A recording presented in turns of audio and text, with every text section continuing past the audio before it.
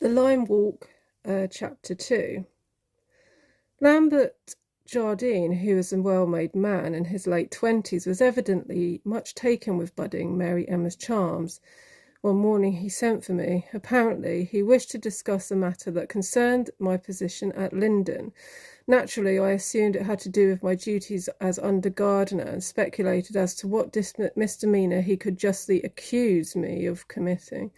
But I was never one to meet trouble halfway, and despite being in my working clothes, took myself to Jardine's study via the servant's entrance.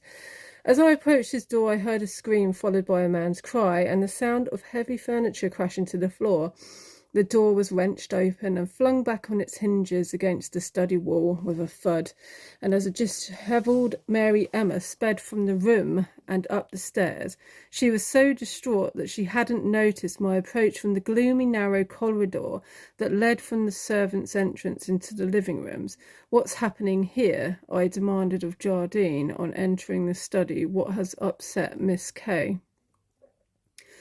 Jardine's face was distorted with fury. He was dabbing his handkerchief at 4 long scratches that marred one olive cheek.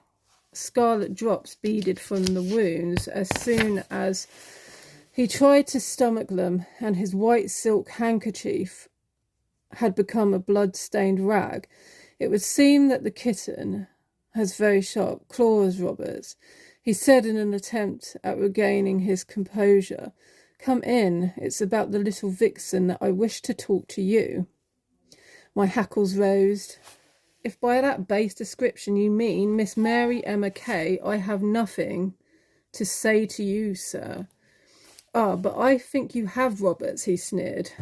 "Don't think I haven't observed you and that minx cavorting in the Lime Avenue. I'm not blind, and I have had no objection to the little madam being petted within limits. I've met coves of your honourable breed before, and can well imagine that both of you and the girl are a pair of intact virgins. But I sent for you to tell you that your furtive assignations in the Lime Walk will cease from now on. I have just proposed that the spirited Miss K become affianced to me, with a view to our nuptials taking place in, say, 2 or 3 years' time, perhaps on her 16th birthday. I assure you things will be arranged as I intend.